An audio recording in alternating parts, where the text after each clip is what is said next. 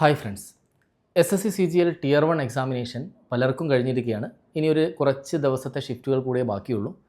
അപ്പം Tier 1 കഴിഞ്ഞ പലർക്കും ഇപ്പോൾ റൈസ് ചെയ്യുന്നൊരു കൺഫ്യൂഷൻ എന്താണെന്ന് വെച്ച് കഴിഞ്ഞാൽ, ഏത് മാർക്കിൻ്റെ മുകളിലിട്ടുള്ള ആൾക്കാർ Tier 2 വേണ്ടി പ്രിപ്പയർ ചെയ്യണം.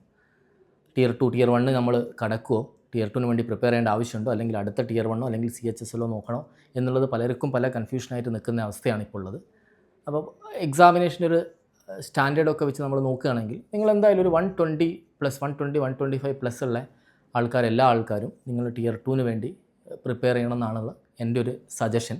അപ്പോൾ Tier 2 വേണ്ടി പ്രിപ്പയർ ചെയ്യുന്ന ആൾക്കാർ, അല്ലെങ്കിൽ Tier 1 ക്ലിയർ ചെയ്യും, അത്യാവശ്യം നന്നായിട്ട് എഴുതി എന്ന് തോന്നുന്ന ആൾക്കാർക്ക് പല തരത്തിലുള്ള ഡൗട്ടുകളായിരിക്കും Tier 2 വേണ്ടി പ്രിപ്പയർ ചെയ്യുമ്പോൾ ഉണ്ടാവുക.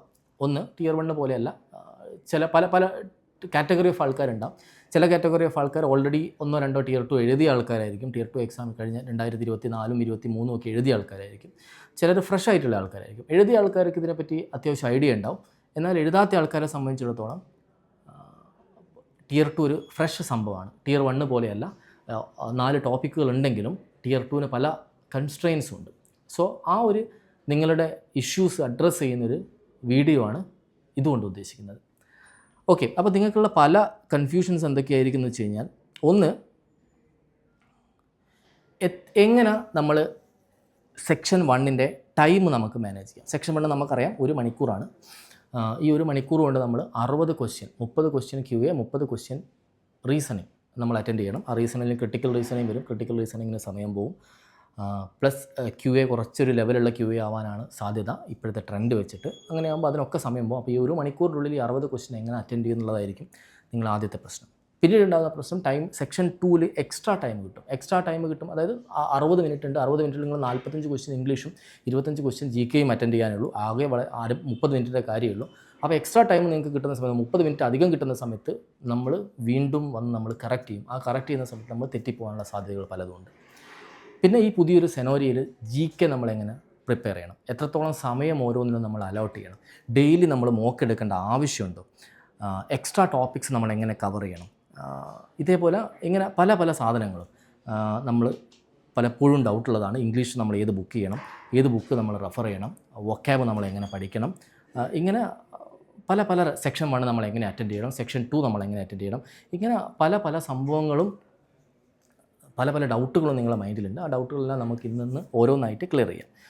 സോ ഏറ്റവും ആദ്യം നമ്മൾ നമ്മൾ Tier 2 എക്സാം നമുക്കറിയാം, സെക്ഷൻ 1 ആൻഡ് സെക്ഷൻ 2. അത് കഴിഞ്ഞിട്ടൊരു കമ്പ്യൂട്ടർ അവയർനെസ് ഉണ്ട്.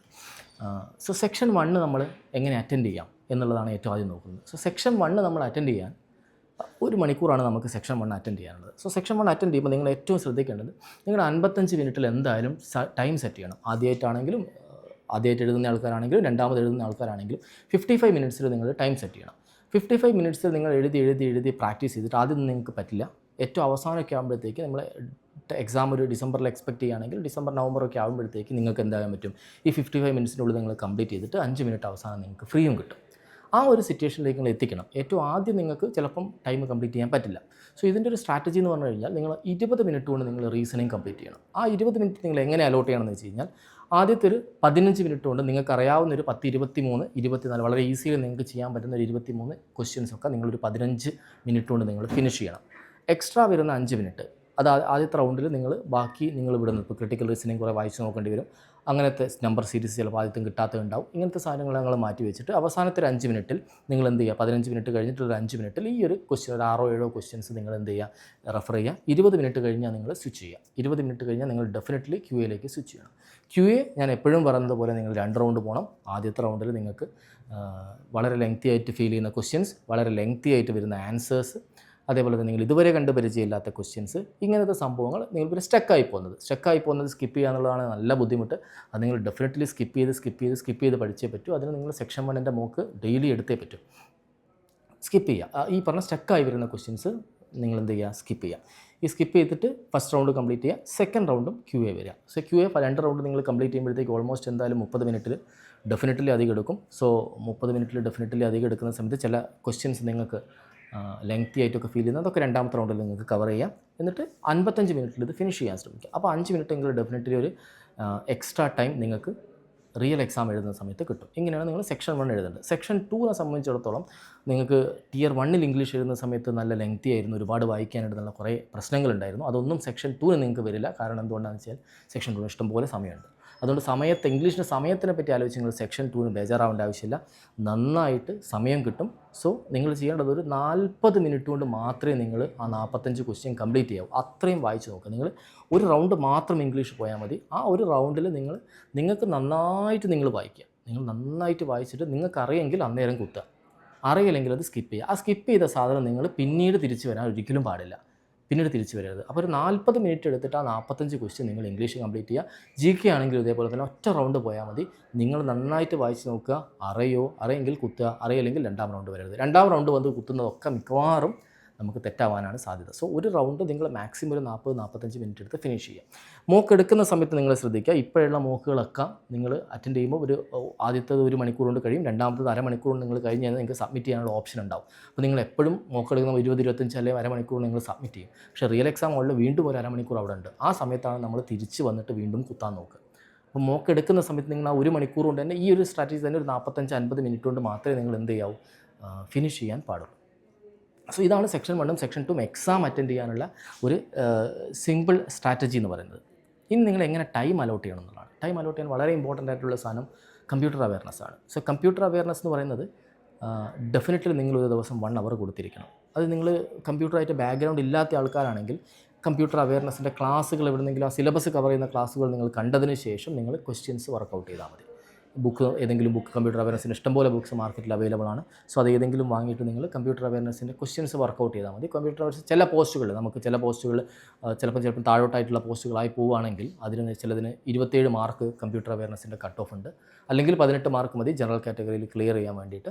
അപ്പോൾ ആ 27 മാർക്ക് കട്ട് ഓഫുള്ള ചില പോസ്റ്റുകൾ മാത്രമേ നമുക്ക് കിട്ടുള്ളൂ നോട്ട്. അപ്പോൾ കമ്പ്യൂട്ടറിന് മാർക്ക് ഇല്ലാത്തതുകൊണ്ട് നമ്മൾ എന്തായി പോകരുത്, ഔട്ടായി പോകരുത്. അപ്പോൾ കമ്പ്യൂട്ടർ അവയർനെസ് എന്നാൽ വളരെ റെലവൻ്റ് ആയിട്ടുള്ളൊരു സാധനമാണ്.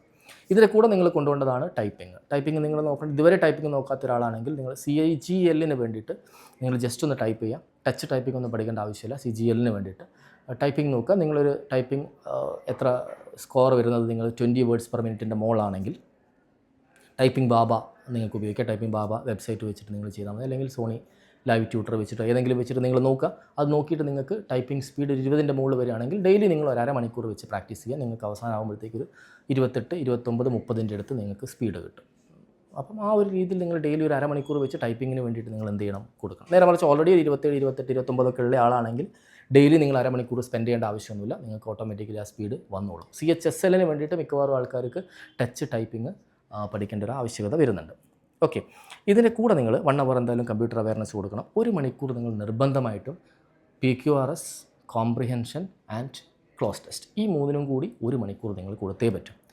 അത് 3 നിങ്ങൾക്ക് അവൈലബിൾ ആയിട്ടുള്ള ഏതെങ്കിലും സോഴ്സ് നിങ്ങളുടെ കയ്യിലുണ്ടെങ്കിൽ ആ സോഴ്സ് ഉപയോഗിക്കുക. അത്യാവശ്യം ലെങ്തി ആയിട്ടുള്ളതും അത്യാവശ്യം ടഫ് ആയിട്ടുള്ളതും പ്രാക്ടീസ് ചെയ്യണം. ഇല്ലെങ്കിൽ കിരണിൻ്റെ 1997 ഓൺവേർഡ്സ് ഉള്ള CGL-ൻ്റെ ക്വസ്റ്റ്യൻസ് അടങ്ങിയ ബുക്കുണ്ട്. ആ ബുക്ക് തന്നെ നിങ്ങൾ നോക്കുക. TCS മാത്രം പ്രാക്ടീസ് ചെയ്താൽ പോരാ. കാരണം പാറ്റേൺ മാറി. ഞാൻ എപ്പോഴും പറയുന്നതാണ്, ഇംഗ്ലീഷിനാണ് ഏറ്റവും ഇമ്പോർട്ടൻസ് വരുന്നത്, ഏറ്റവും കൂടുതൽ മാർക്കും വരുന്നത്. അത് TCS പാറ്റേൺ ആവുന്ന സമയത്ത് നിങ്ങൾ അത് ബൈ ഹാർട്ട് വെച്ച് പോയാൽ മതിയായിരുന്നു, നിങ്ങൾക്ക് കിട്ടുമായിരുന്നു. 45 ഔട്ട് ഓഫ് 45 കിട്ടി. എത്രയോ പേർക്ക് കഴിഞ്ഞ 2024 CGL.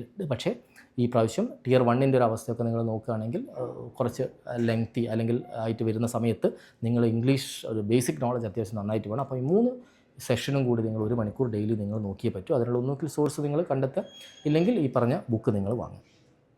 ഓക്കെ, ഡെയിലി നിങ്ങൾ 1.5 മണിക്കൂർ 1 മണിക്കൂർ നിങ്ങൾ സെക്ഷൻ 1 എടുക്കണം. ഡെയിലി 1 മണിക്കൂർ സെക്ഷൻ 1 എടുക്കുക. ഒരു ടെസ്റ്റ്, ഒരു സെക്ഷൻ 1ൻ്റെ ടെസ്റ്റ് ഒരു ദിവസം എടുത്തേ പറ്റൂ. അതിനൊരു അനാലിസിസും അടക്കം ഒരു അരമണിക്കൂർ നിങ്ങൾക്ക് അതിനു വേണ്ടി പോകുന്നതായിരിക്കും. ഓക്കെ, ഡെയിലി നിങ്ങൾ ഫുൾ മോക്ക് എടുക്കേണ്ട ആവശ്യമില്ല. നിങ്ങൾ കൃത്യമായിട്ട് മനസ്സിലാക്കേണ്ട കാര്യം, സെക്ഷൻ 2 എന്ന് പറയുന്നത് അതിൽ GKയും ഇംഗ്ലീഷുമാണ്. അതിൽ നിങ്ങൾ മോക്ക് എടുത്തതുകൊണ്ട് നിങ്ങളുടെ മാർക്ക് ഒരിക്കലും കൂടില്ല. നിങ്ങളുടെ മാർക്ക് കൂടണമെങ്കിൽ നിങ്ങളെ കണ്ടൻറ്റ് തന്നെ കൂട്ടണം. അപ്പോൾ അതിന് ഞാൻ PQRS-ൻ്റെ ആ 3 കാര്യങ്ങളും പറഞ്ഞു. ഇതിൻ്റെ പുറമെ 1 മണിക്കൂർ നിങ്ങൾ വൊക്കാബിനും നോക്കണം. സോ വൊക്കാബ് നിങ്ങൾ പലരും പറയുന്നത് ബ്ലാക്ക് ബുക്കിന് റെലവൻസ് ഉണ്ടോ എന്നുള്ളതാണ്. സോ ബ്ലാക്ക് ബുക്ക് എന്ന് പറയുന്നത് നമ്മുടെ പ്രീവിയസ് ഇയർ ക്വസ്റ്റ്യൻസ് ആണ്. So previous year questions already പഠിച്ച പ്രീവിയസ് ഇയർ ക്വസ്റ്റ്യൻസ് നിങ്ങൾ ഓൾറെഡി പഠിച്ച സിനോണിം, അൻറ്റോണിം, ബാക്കി കാര്യങ്ങളെല്ലാം ഉണ്ടെങ്കിൽ അത് നിങ്ങൾ പ്രോപ്പർലി റിവൈസ് ചെയ്യുക. അതൊരിക്കലും നിങ്ങൾ എന്ത് ചെയ്യരുത്, നഷ്ടപ്പെട്ടു പോരുത് നിങ്ങളുടെ കയ്യിലുള്ള നോളജ്. പിന്നെ ഇഡിയംസ് ആൻഡ് ഫ്രേസസും അതേപോലെ തന്നെ 1 വേർഡ് സബ്സ്റ്റിറ്റ്യൂഷനും ഇപ്പോഴും നിങ്ങൾ ഇന്ന് തന്നെ നോക്കിയാൽ മതി, ബ്ലാക്ക് ബുക്ക് തന്നെ നോക്കിയാൽ മതി. സോ അത് നിങ്ങൾ എന്തായാലും ഡെയിലി 1 അവർ അത് റിവൈസ് ചെയ്യണം. ഓക്കെ, അപ്പം ഇതിന് പുറമെ നിങ്ങൾ ടോപ്പിക് വൈസ് ക്യു എയുടെ ടോപ്പിക് വൈസ് ഡെഫിനറ്റ്ലി നിങ്ങൾ ഡെയിലി ഫോളോ ചെയ്യണം. ടോപ്പിക് വൈസ് ക്യു എ, അതിലെ ബെസ്റ്റ് ക്വസ്റ്റ്യൻസും. സോ അതിലെ ബെസ്റ്റ് ക്വസ്റ്റ്യൻസ് നിങ്ങൾ എസ്പെഷ്യലി ബെസ്റ്റ് ക്വസ്റ്റ്യൻസ് നിങ്ങൾ സോർട്ട് ഔട്ട് ചെയ്തിട്ട്, സോ ഒരു ടോപ്പിക് വൈസ് ടെസ്റ്റ്, ഒരു ബെസ്റ്റ് ക്വസ്റ്റ്യൻ്റെ ടോപ്പിക് വൈസ് ടെസ്റ്റ്, 30 ക്വസ്റ്റ്യനുള്ള ഒരു topic wise test, 1-2 topic wise test ഒരേ ടോപ്പിക്കിൻ്റെ, അതിൽ തന്നെ ബെസ്റ്റ് ക്വസ്റ്റ്യൻസിൻ്റെ ഒരു 30 ക്വസ്റ്റ്യൻസ് അടങ്ങിയ സെറ്റ്. ഇതും നിങ്ങൾ ഡെയിലി നിങ്ങളൊരു 2.5 മണിക്കൂർ അതിനു വേണ്ടി പ്രാക്ടീസ് ചെയ്യണം. ആ പുറമെ വരുന്ന 4 മണിക്കൂർ നിങ്ങൾ എന്തിനു കൊടുക്കുക? ജി കെക്ക് കൊടുക്കുക. കാരണം ജി കെക്ക് നിങ്ങൾ കൃത്യമായിട്ട് മനസ്സിലാക്കുക, ഒരുപാട് സമയം ജി കെക്ക് ഇൻവെസ്റ്റ് ചെയ്ത ആൾക്കാർക്ക് വരെ പലപ്പോഴും പലരും പറഞ്ഞതനുസരിച്ച് ജി കെക്ക് അത്രത്തോളം സ്കോർ ചെയ്യാൻ പറ്റുന്നില്ല. അപ്പം കഴിഞ്ഞ Tier 2 തന്നെയായിരുന്നു അവസ്ഥ. 5-6 മണിക്കൂർ ജി കെക്ക് മാത്രം കൊടുത്ത ആൾക്കാർക്ക് സ്കോർ ചെയ്യാൻ പറ്റിയത് 3-4 ക്വസ്റ്റ്യൻ, അറിയുന്ന ക്വസ്റ്റ്യൻസ് 4-5 ആണുള്ളത്, ബാക്കി ഗസ് ചെയ്യുന്നതാണ് പലരും ചെയ്തത്. അപ്പോൾ നിങ്ങൾ ചെയ്യേണ്ട കാര്യം എന്താണെന്ന് വെച്ച് കഴിഞ്ഞാൽ, ജി കെ ഇമ്പോർട്ടൻ്റ് ആണ്. ഇപ്പോൾ ജി കെക്കാണ് എനിക്ക് തീരെ പറ്റാത്തത് നോക്കിയിട്ട് ജി കെക്ക് നിങ്ങൾ ഫുൾ ടൈം കൊടുത്താലും നിങ്ങൾക്കറിയാത്ത 25 ക്വസ്റ്റ്യൻ ജി കെയിൽ ഇടാൻ പറ്റും. അപ്പോൾ അത് നിങ്ങൾ കൃത്യമായിട്ട് മനസ്സിലാക്കി ജി കെക്ക് നിങ്ങളൊരു 4 മണിക്കൂറേ മാക്സിമം കൊടുക്കാവൂ.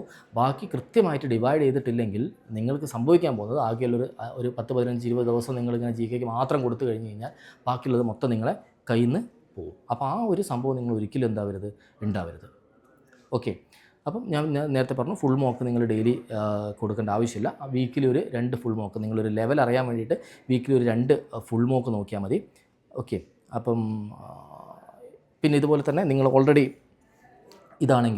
എന്താണ്, നിങ്ങൾ Tier 1 അത്യാവശ്യം നന്നായിട്ട് പ്രിപ്പയർ ചെയ്ത ആൾക്കാരാണെങ്കിൽ നിങ്ങൾക്ക് എക്സ്ട്രാ ടോപ്പിക്സ് മാത്രമേ നോക്കാനുള്ളൂ. അപ്പോൾ ആ എക്സ്ട്രാ ടോപ്പിക്സിനെ കൃത്യമായിട്ട് നിങ്ങൾ ക്ലാസ് കാണണം. എക്സ്ട്രാ ടോപ്പിക്സിൻ്റെ ക്ലാസ് മാത്രമേ നിങ്ങൾ കാണേണ്ട ആവശ്യമുള്ളൂ. ബാക്കി നിങ്ങളൊരു ക്ലാസ്സുകൾ ആയിട്ട് പോകുന്നത് വേസ്റ്റേജ് ഓഫ് ടൈമാണ്. Tier 2 കൃത്യമായിട്ട് വേണ്ടത് നിങ്ങളുടെ പ്രാക്ടീസ് മാത്രമാണ്. പ്രാക്ടീസ് മാത്രമേ Tier 2 വേണ്ടിയിട്ടുള്ളൂ. വേറെ ഒന്നും നിങ്ങൾക്ക് ഉപകാരപ്പെടില്ല. നിങ്ങളൊരു ദിവസം 6 മണിക്കൂർ ക്ലാസ്സിന് പോയി കഴിഞ്ഞിട്ട് ബാക്കിയുള്ള സമയം പ്രാക്ടീസ് ചെയ്യാമെന്ന് പറഞ്ഞു കഴിഞ്ഞാൽ ഒരിക്കലും നടക്കാത്ത കാര്യമാണ്. നിങ്ങൾക്ക് Tier 2 അതിൻ്റെ ആവശ്യമില്ല. എക്സ്ട്രാ ടോപ്പിക്സ് മാത്രം നിങ്ങൾ ക്ലാസ്സുകൾ കാണുക, ബാക്കി നിങ്ങൾ ഈ പറഞ്ഞ രീതിയിൽ പ്രാക്ടീസ് ചെയ്യുകയാണ് വേണ്ടത്. സോ ഇതിൻ്റെ കൂടെ നിങ്ങൾക്ക് എക്സ്ട്രാ കിട്ടുന്ന സമയമുണ്ടെങ്കിൽ ആ സമയത്ത് നിങ്ങൾ അല്ലെങ്കിൽ ടൈം ഒന്ന് ഡിവൈഡ് ചെയ്തിട്ട് നിങ്ങൾ എന്ത് ചെയ്യണമെന്ന് വെച്ച് കഴിഞ്ഞാൽ, ഈ പറഞ്ഞോണം ഗ്രാമറും നോക്കണം, അതേപോലെ തന്നെ എക്സ്ട്രാ ടോപ്പിക്സിൻ്റെ ടോപ്പിക് വൈസ് ടെസ്റ്റും, ക്രിട്ടിക്കൽ റീസണിങ്, സ്റ്റാറ്റിസ്റ്റിക്സ്, പ്രോബബിലിറ്റി, ഇതിൻ്റെ ടോപ്പിക് വൈസ് ടെസ്റ്റും ക്ലാസ്സുകളും നിങ്ങൾ ഇതിൻ്റെ കൂടെ തന്നെ കാണേണ്ടതാണ്. അപ്പം Tier 2 ഈ ഒരു ലെവലിൽ തന്നെ നിങ്ങൾ പോയിട്ടില്ലെങ്കിൽ എന്താ പ്രോബ്ലം എന്ന് വെച്ചാൽ, ഇത് സെക്ഷൻ 1 ആണ്. നിങ്ങൾക്ക് പലർക്കും നല്ല ബുദ്ധിമുട്ടുണ്ടാവുക. അപ്പോൾ ആ സെക്ഷൻ 1 നിങ്ങളെ കൈപ്പിടിയിലേക്ക് കൊടുക്കണം. അതിന് 55 മിനിറ്റ് നിങ്ങൾ സെറ്റ് ചെയ്തിട്ട് തന്നെ മോക്ക് എടുക്കണം. ഇങ്ങനെ നിങ്ങൾ പ്രാക്ടീസ് ചെയ്താൽ നിങ്ങൾക്ക് സെക്ഷൻ 1 അത്യാവശ്യം ഒരു 320 മാർക്കിൽ കൂടുതലേക്ക് നിങ്ങൾക്ക് അവസാനമാകുമ്പോഴത്തേക്ക് എത്താൻ പറ്റും. അപ്പം നിങ്ങൾ Tier 1 എത്ര മാർക്ക് വാങ്ങി എന്നുള്ളത് വലിയ ഇമ്പോർട്ടൻ്റ് ഇല്ല. Tier 1 നിങ്ങൾ ചിലപ്പോൾ 160ൻ്റെ മുകളിൽ 170ൻ്റെ മുകളിലൊക്കെ കിട്ടുന്ന ആൾക്കാരാണെങ്കിൽ ചിലപ്പോൾ Tier 2 സെക്ഷൻ ഒരു മോക്ക് നിങ്ങൾ എടുക്കുമ്പോൾ ചിലപ്പോൾ 260 നിൽക്കുന്നുണ്ടാവും. നേരെ മറിച്ച് Tier 1 140 വാങ്ങുന്ന ഒരാൾക്ക് Tier 2 എടുക്കുമ്പോൾ ചിലപ്പോൾ 330ൻ്റെ മുകളിൽ പോകും. അവിടെ ആ ഒരു ഇംഗ്ലീഷിൻ്റെ ഒരു GK ഇംഗ്ലീഷ് അതിൻ്റെയൊക്കെ ഒരു ഇമ്പോർട്ടൻസും ഒരു റിലവൻസും അവിടെ വരുന്നുണ്ട്. പിന്നെ ടൈം മാനേജ്മെൻറ്റിൻ്റെ റിലവൻസും സെക്ഷൻ 1 നന്നായിട്ട് വരുന്നുണ്ട്. അപ്പോൾ ഈ കാര്യങ്ങളെല്ലാം നോക്കി നിങ്ങൾ Tier 2 പ്രിപ്പയർ ചെയ്യുക. നിങ്ങൾക്ക് എന്തെങ്കിലും പ്രിപ്പറേഷനിൽ ഡൗട്ടോ സ്ട്രാറ്റജിയിൽ എന്തെങ്കിലും ഡൗട്ടോ ഉണ്ടെങ്കിൽ ഞാൻ നമ്പർ താഴെ കൊടുക്കുന്നുണ്ട്. ഈ നമ്പറിൽ നിങ്ങൾ വാട്സപ്പ് ചെയ്താൽ മതി. അപ്പോൾ എല്ലാവർക്കും ഓൾ ദ ബെസ്റ്റ്.